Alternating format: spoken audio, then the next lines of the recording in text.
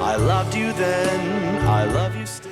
Merry Sinzmas, everyone. A Merry Sinzmas to you, and to you, and to you. Hey guys, Drifter here. The holidays are upon us, and as New Year's comes around the corner, I find myself reflecting not just on my goals and the future, but on what else other than the media that I've consumed this year. Hazbin Hotel Season 2 has finally wrapped up its stellar sophomore season, and with Season 3 of Helluva soon to be released under the Amazon umbrella of streaming this time, I thought it might now be a good time to evaluate both of these shows. Both of them started off as YouTube pilots and are both set in the same universe by the same set of creatives, but one recently got picked up by the industry, whereas the other has been cooking up until very recently, fully independently. That got me thinking about, well, with these two shows, not that they compete with each other, but they're supposed to intermesh and build together, which one is better? Which one tells the better story? Which one has the better voice acting or animation? Has the bigger potential? And ultimately,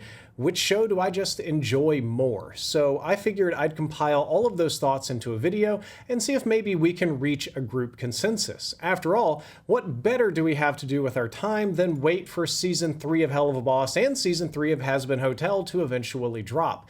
I do want to give a general spoiler warning in the beginning of the video for both of these shows. I'm going to try to minimize that as much as possible, but spoilers will very much so flow through this video. Let's start off with Helluva, a show that I'm going to assume you're at least somewhat familiar with if you click this thumbnail, but if not, it follows a cast of 3 imps and a hellhound that run an assassination business in hell that uses a borrowed book belonging to a lord of hell, for lack of a better word, in order to fulfill their contracts on Earth.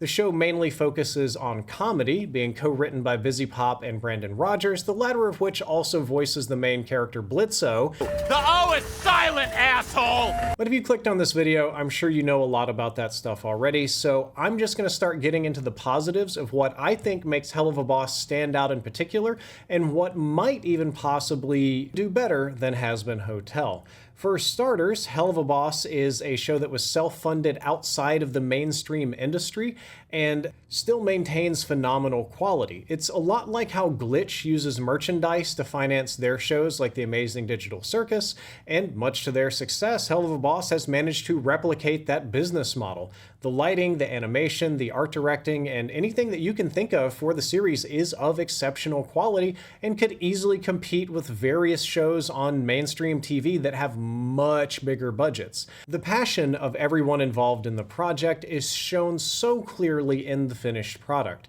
There's only one element that we're going to touch on that'll get into the negatives, and that is, I think, underbaked, but we'll get there when we get there.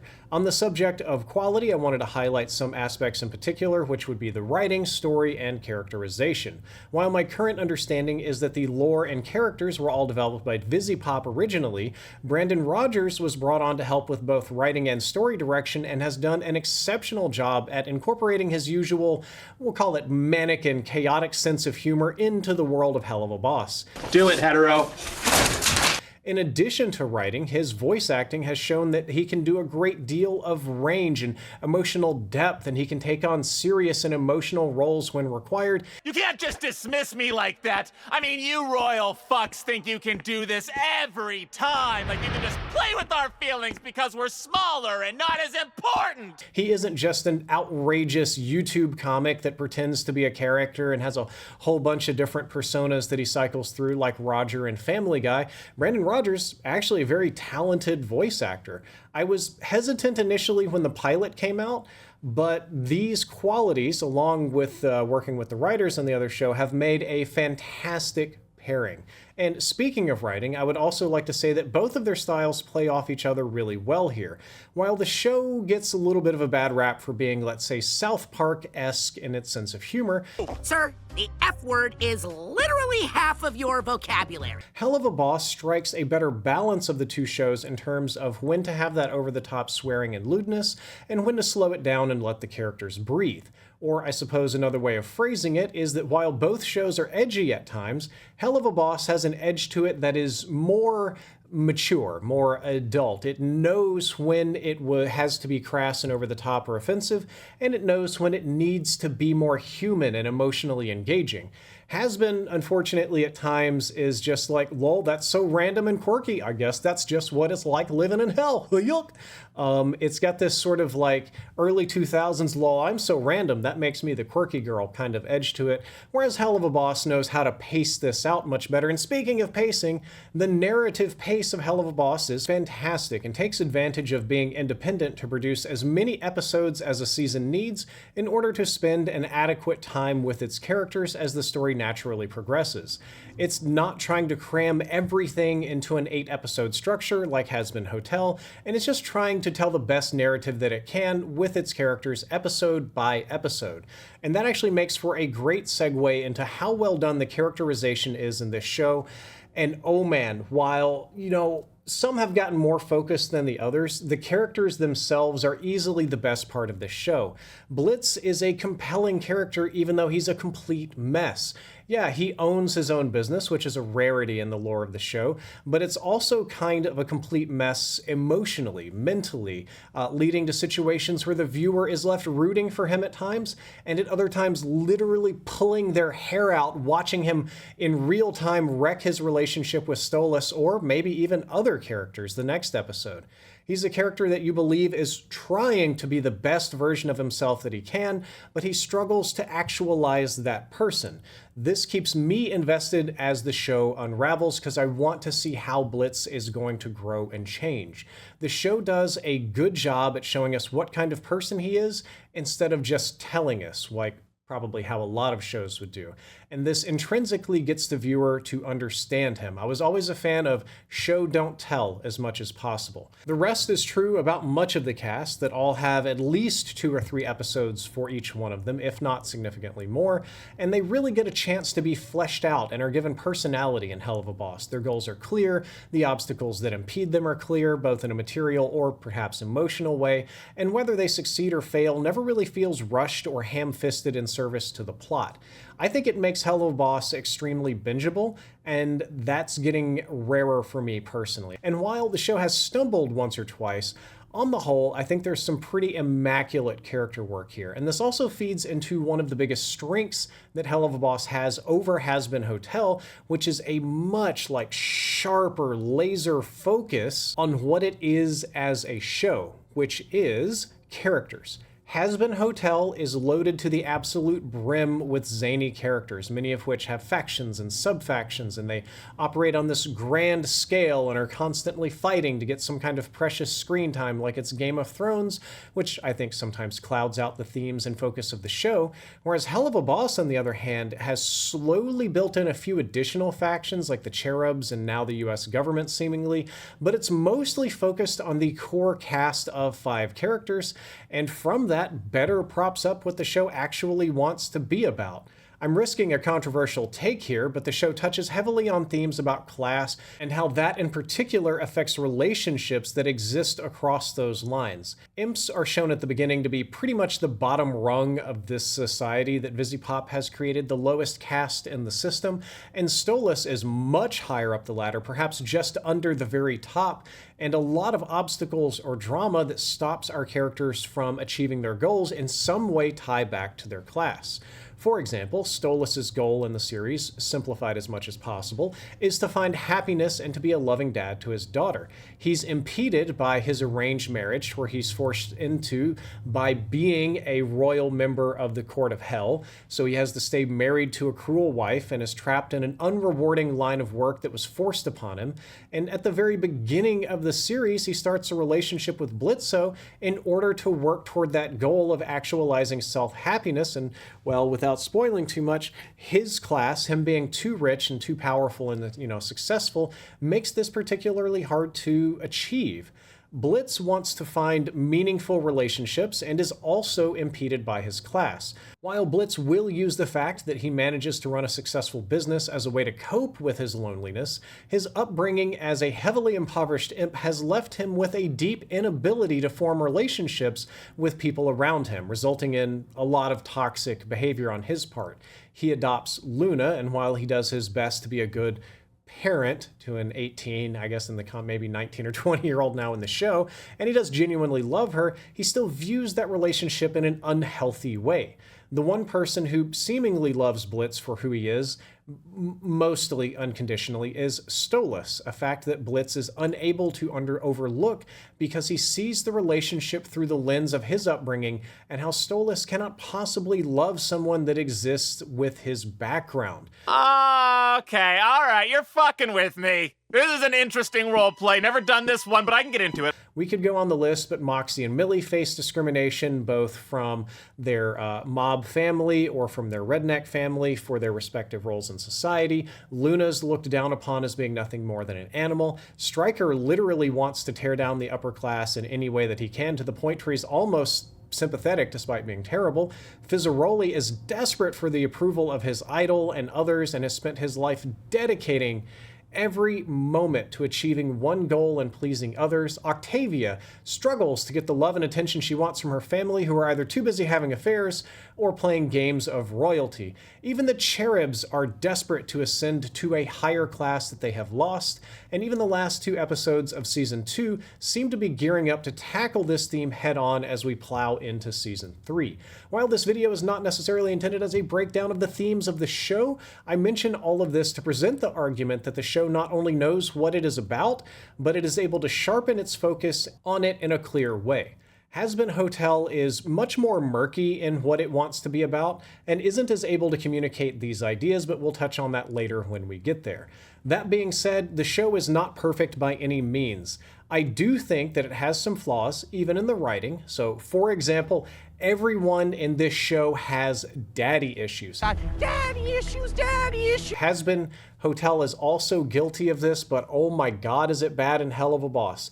I'm going to try to, the daddy issues section is so long, I'm going to try to tear through this at turbo speed, so please forgive me if I go too fast. Here we go. Stolas has daddy issues due to how he was raised as a child and the emotional neglect that comes with it. Blitzo has daddy issues due to how poverty forces even those with a moderate level of success to exploit their children in service of survival and jokingly shutting down his dreams. Are you gonna crush my musical theater dreams like my dad did? Octavia's got daddy issues because, as we just mentioned, her dad is busy trying to find his own happiness and is going through a slow implosion of his marriage and is losing touch with her father. Moxie's getting a double whammy of daddy issues in Season 2, with his homophobic mafia father being what he is really trying to escape from and then have to overcome, and now he's going to have to apparently become a father with Millie in Season 3. Luna has daddy issues because of Blitzo's overbearing and often toxic behavior in his relationships, making it harder for Luna to self-actualize into the adult that she wants to become, on top of being abandoned by her own parents. Between these and all the daddy issues that come from Charlie in Hazbin Hotel and her dad, Lucifer, Angel Dust having daddy issues quite literally in a different way, and even Abel in Hazbin. I'm gonna call Child Protective Services. It's time to stop! It does feel like that we are truly drowning in characters that are perhaps too reflective of their writers. Moving away from a writing standpoint, I would also say that the show musically is nowhere near as strong as Hazbin is. While I wouldn't call Helluva Boss a musical by any stretch of the word, I do think that it uses music as a storytelling tool more than most, and unfortunately more than a few of their songs fall completely flat to me. Even songs that are pretty good, like Stolas' song in Season 2 or House of Asmodeus, I wouldn't say it's on par with even some of the worst songs in Hazbin Hotel. Some of the songs, I admit, are intentionally bad, such as I gotta swallow these laughters, like when Moxie writes his own songs and they're just not quite there. And my Millie goes in for the kill. While I don't hold it against the show, I'm often left wanting more from their musical numbers than they give. At the very least, the songs are good at communicating the emotional stakes of the scene or the character's mindset and aren't a complete waste of time, but none of their songs are going to be added to my playlist anytime soon. Also, while we're wrapping up the discussion on Helluva Boss, I wanted to mention on one more note that I couldn't really fit in anywhere else, and it's not really positive or negative, which is the show has now been picked up by Amazon Prime Studios, and while I'm certainly glad that they're finding a home with proper and adequate funding, this could easily set things down the wrong path. Helluva Boss being its own show on YouTube meant that while we couldn't cross into the story of Hazbin Hotel and vice versa, the show could take its time and, without question, use that time to make the show that they really wanted to make. It can be as long or as short as they want, as long as the merchandise keeps clearing. And while Amazon has been pretty quiet about most of its plans regarding Season 3, the only thing they've committed to is releasing the episodes on YouTube for free, in addition to being on Amazon Prime, but it's going to be free like 3 months later, and I would be surprised if they don't shrink it down to an 8-episode season, much like Hazbin Hotel or the Critical Role animated series. At the same time, though, having access to both a wider audience and bigger budgets could create a huge boon for the show, and seem to be at least not ripping it away from its original audience to boot. While shows like Gen V do give me hope that a crossing over into Hazbin can be done well, we don't know what it's going to be like until we see it on our TVs. My fingers are crossed that I'm worried for nothing, but I take nothing for granted when it comes to streaming networks and the decisions they make. With that look at Helluva Boss, both its positive and negative aspects taken care of, let's reorient our focus and take a look at Hazbin Hotel. Hazbin Hotel takes place in the same universe as Helluva Boss, but on a completely different ring of hell, and follows a completely different cast of characters. Our main character, Charlie, is the Princess of Hell and is looking to pick up the work that her mother Lilith left off with after disappearing 7 years ago, and is trying to find a way to save sinners from yearly exterminations. Her idea is that if heaven is killing the denizens of hell due to overpopulation fears, then why not try to redeem the sinners through a hotel retreat program, love this concept, and see if they can get into heaven through changing their ways, thus rebalancing the population.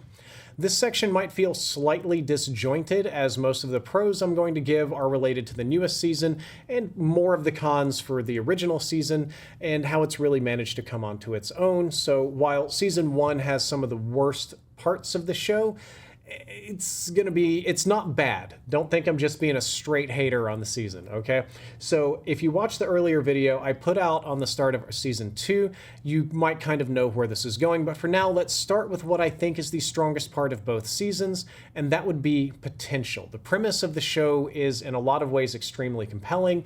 In the pilot, they do a phenomenal job of setting up an intriguing premise to have a perfect mix of characters that can play very nicely with each other, and I even like Alistair as a character. He seemed perfect as a possible sort of soft antagonist that is helping our protagonist get what they want while they're actually working there for their own sick pleasures. It's rare to see a setup that feels like it could actually function like this, and to be fair, Season 1 pretty much abandons this thread completely, and it's completely recontextualized in Season 2. Angel Dust, as the hotel's first guest seeking redemption, seemed like a perfect character that we would want to watch to struggle to better themselves and become improved as a person, but unfortunately it spends most of Season 1 doing really none of that. And as fun as it would have been to go down the list of ways the first season dropped the ball, it feels a little pointless considering how much of a leap in quality there was from Season 1 to Season 2. Ultimately, what I would label as the first positive I have to say about the show is that it's finally living up to its potential, even if it has segmented and shifted its focus somewhat from what the original pilot has sold us on. That being said, though, with how it manages to end the season, I think we're primed to possibly get back into that premise. VisiPop has already confirmed that Season 3 is going to be focused on family as the theme, to work through her daddy issues. which means that Alistair, now free from his original contract, is poised to be the antagonist that the pilot promised. With actual proof that Charlie's Hotel works, and Alistair clearly trying to become her father figure, though not out of benevolence, I would like to point out, we could get back to a pretty similar place as promised. While in my episode 1 and 2 review of the new season was mixed, I was mostly hesitant about the vibes of the show changing, but still an excellent start to the season with great improvements to the music and animation. What I can say now is that Season 2 truly blew my expectations out of the water. While much of Hazbin Hotel's edge is gone, or at least comparatively gone, Season 2 does a phenomenal job of making Vox into a highly compelling villain to follow. That was honestly, Vox was the most fun part of Season 2 for me.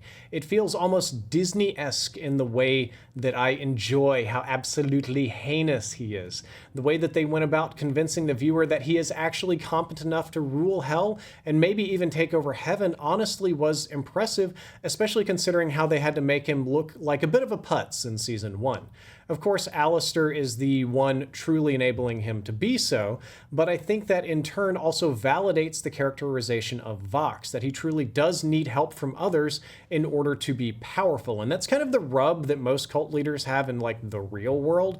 He does have some skills, or else he would never have been able to capitalize on all of this, but at the end of the day, I find Vox to be much more enjoyable to watch as a villain than Adam was.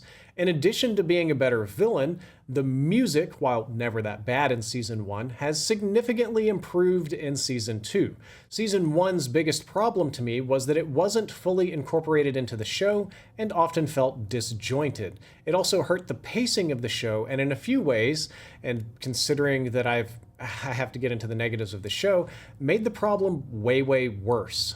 Season 2's music, and delightfully I must say, has really circled the wagons around the show. The musical numbers are grade A bangers, with the only one I think missing the mark for me this season being Piss, a love song. Not only are they fantastic listens, but they are well paced and actually support the plot, which helps achieve the pace that the show should have for once, thank goodness. The motifs, I also must point out, as being significantly stronger in their implementation, and more than once left me feeling like I was actually watching a musical show that could somewhat function on Broadway. There were multiple shows that I could actually point to as seeming to be influences on the structure of the songs.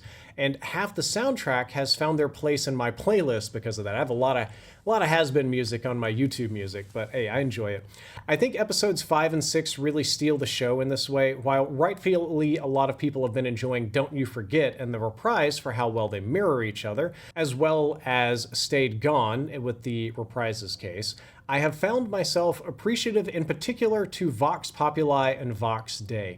The way these songs sort of mirror each other to show how they both would rule hell, and the way they view said reign is something I don't think the show had in them to do on a storytelling level. I was just extraordinarily impressed by this.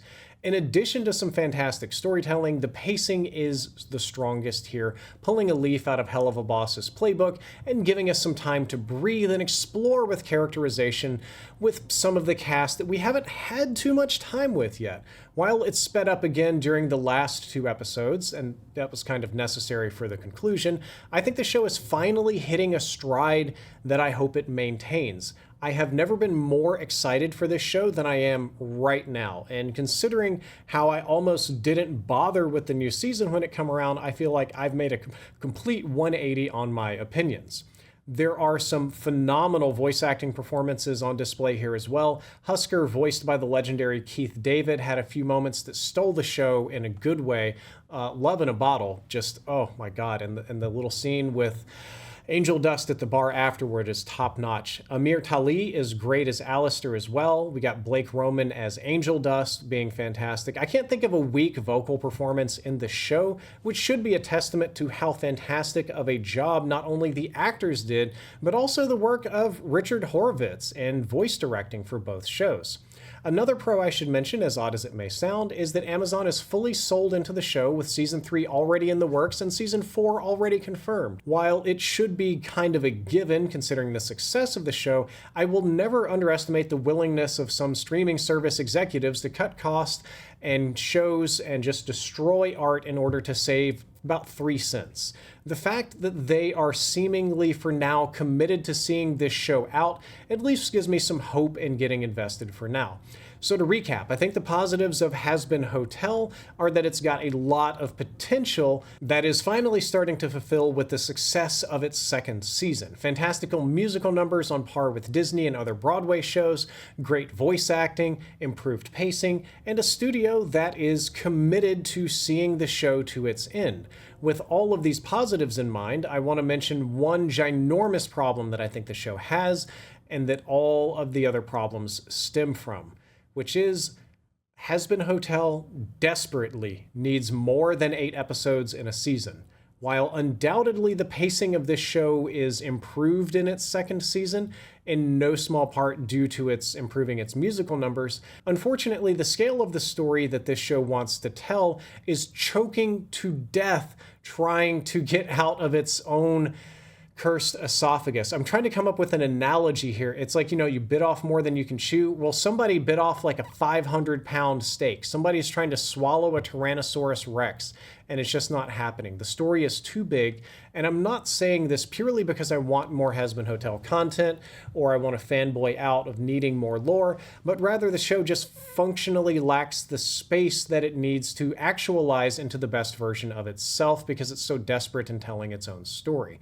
For example, in season 2, no one really seemed to grow as a person. Their circumstances may have been changed, sure, and some got more powerful or weaker or achieved some goals they'd been working for, and others may have failed, but no one actually grew or changed or learned anything or even regressed for the most part, with one exception that I can think of. Take Alistair, for example, probably the least egregious version of this because of the trope of the character, but he didn't become any better or worse of a person than he already was. Don't get me wrong, I liked how his plot turned out, but it's not as if he learned anything about himself or had to change something in order to achieve his goals, or he grew or he devolved and became even more evil. It's just all about him getting out of his contract with Rosie and becoming more powerful as an overlord. He just acted and reacted to the situation as it unfolded before him, and perhaps for Alistair, for the trope of this type of evil, yeah, maybe that works, and logically with all that's supposed to be coming in season 3, maybe we are gearing up for his viewpoint on sinners being irredeemable, and Alistair no longer has an excuse to sort of remove himself from that process. I suppose Angel Dust is the character that I would actually say suffers the most from not having to change. It's clear to me that the writers worked backwards in order to get him to this point in the story, and that is to say, we already knew they wanted him to give up on being redeemed. They just had to figure out a way in order to get him there. What they landed on was probably the biggest waste of time solution that doesn't even make sense. For 6 episodes, Angel did exactly nothing and had his personality change at the start of the season that I even mentioned in my review as being somewhat odd, a little bit too easy, a little bit too good. I thought it was ham-fisted writing because Angel was, trying to improve as a person, or the hotel was working, but it's actually because he was just being mind-controlled by Vox this whole time and has now been given up on being redeemed because he was a spy, and he says, "I'm not safe to be around, blah, blah, blah, blah." It's a shame because I think there's a world where this storyline actually works and could make sense if we had given it some screen time, but I think it was just crammed in there. Even if just 10 episodes, we could have done so much more and given so much more space to the characters in the series. After the events of episode 3, where Angel Dust is basically super upset at Charlie's actions to try to redeem him, we could have actually explored how this would have affected him as a character and maybe take more blame on himself rather than Charlie for not getting into heaven, or maybe get even more mad at Charlie and they have a bigger conflict. Maybe we could have even reflected on his father. Oh my God, there's the daddy issues again. Daddy issues! And sent him into a depressive episode about his willingness to be saved, thus turning back to Valentino, where he gets brainwashed just in time for Vox to learn what's going on in episode 5 for Vox Populi and Day. Wham bam, we did some character growth regression, everybody gets a gold star and the show is improved, but we just didn't have time for that. It all got crammed in a little bit too fast. The same kind of problems exist for almost everyone this season. I don't really know why Vaggie has her subplot about a name. It doesn't really matter at all to both the story and to her personally, and I think she keeps the same name. Cherry Bomb is just there to give the audience some background on Serpentius and to be invested in Angel. Baxter exists as a literal deus ex machina to serve the finale and give Cherry Bomb said backstory. Loot is used to set up something and barely, if at all, gets a payoff. I could go on and on, but ultimately the show doesn't have time for everyone here. I could probably do a whole video talking about how TV shows in general have shrunken down and the problems that are coming from that, but at the end of the day, we're talking about a significant hit to the story by spending the budget on better effects than what most people, I would argue, are even going to be able to notice. We could be shrinking these episode budgets down a little bit to get more per season. We could have 10 or 12 episodes that maybe don't have quite as insane an animation quality, but have better pacing. This negative section for Hazbin honestly could have been a mile long, and there is a mountain of video essays on YouTube you can check out about the problems in the show. But of these 99 problems the show have, almost all of them have come from the same source, which is the pacing. Hazbin Hotel has finally proven that yes, its world is compelling. The ideas, the characters, and the story that it wants to tell very much so has legs, but it will be forever kneecapped unless given some proper support to let that story unfold. And unfortunately, in the current economic model of television and streaming, I don't think we're going to get there. I think we're going to have to sacrifice something somewhere, and if season 2 is going to be the blueprint of what to cut, I think we might be heading towards some disappointing results. The last point I wanted to make, the rules of this universe are honestly not that clearly made to the audience. I know vaguely that there are overlords in hell that have power, and they have aspects of sin, and then Lucifer is the king of the hell, but not really, because only the king of the demons and not the sinners, and it's weird because I feel like when I try to separate what I know about the lore of the show from what the show actually explains, it's basically completely two separate circles on a Venn diagram from what is the actual supposed lore if you go and read about it. I don't like the fact that a lot of the show's lore is tucked away in webcomics or actual comics or some obscure live stream that VisiPop did during the pandemic after she started working on the show with A24, or some piece of the lore is tucked away in Helluva Boss, or some interview somewhere on Variety I have to go read. But since the show already, as it stands, doesn't have time for its characters, it also doesn't have time to get really into what makes hell, what makes hell work, what's the structure here.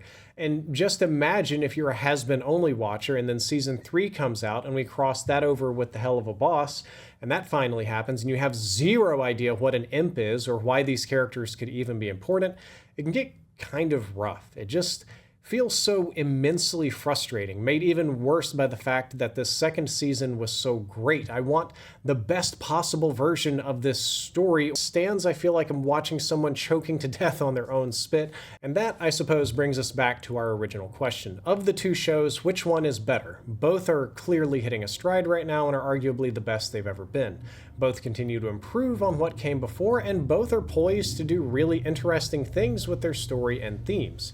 Each lean on a few unique aspects that help make them feel distinct from one another, and both do have some flaws that hold them back from being a true breakout show. But for what it's worth, and drumroll please, I think that Helluva Boss is the better show. Hazbin as a show could have reached a higher peak than what I think Helluva Boss could have, or is even trying to be, but Helluva Boss shines in all the places that it wants to, and could continue to shine brighter if it keeps on the current path. Hazbin continues to fight against so many limitations, both within itself and in the larger market conditions of television and streaming. Season 2 convinced me that it was a show worth watching and investing into, but I don't know how we're going to overcome all the wild amount of things that holds it back. It'll either have to topple the model as we know it, or shrink itself down to fit the scope that it can reasonably tell. Unfortunately, I think it's going to do the latter, and that is, of course, assuming it turns out good from here. It could just completely peter out on any given point at any given season. Something that sort of survives on edge is very easy to get on the wrong side of the edge and go awry. That being said, Helluva Boss isn't out of the woods yet either. It now joins its sister show in the big leagues as it's being picked up for Amazon, and could just as easily become shackled to the restrictions that Hazbin Hotel is facing, much in the same way that Husker is shackled to Alistair, or Alistair was shackled to Rosie. If it gets locked into the studio timeline, the studio budget, and the studio pacing, and the studio episode count, it might have the same problems. But I'm trying to remain optimistic here. At the very least, I don't think the arrangement as it stands is as harmful to a show like Helluva Boss as it was to Hazbin Hotel. So between the two, I prefer Helluva Boss. I like its pacing better, I like its characters better, I like its edge a little bit better. Not that I don't dislike Hazbin. Hazbin is a fantastic show. Season 2 is a true banger. But for me, I'm more excited about Helluva Boss than I am about Hazbin Hotel. We fucking won! But guys, that is all for this video. I hope that you enjoyed it. I hope that you learned something useful. If you did, don't forget to like, favorite, subscribe, or just leave a friendly comment. Drifter out.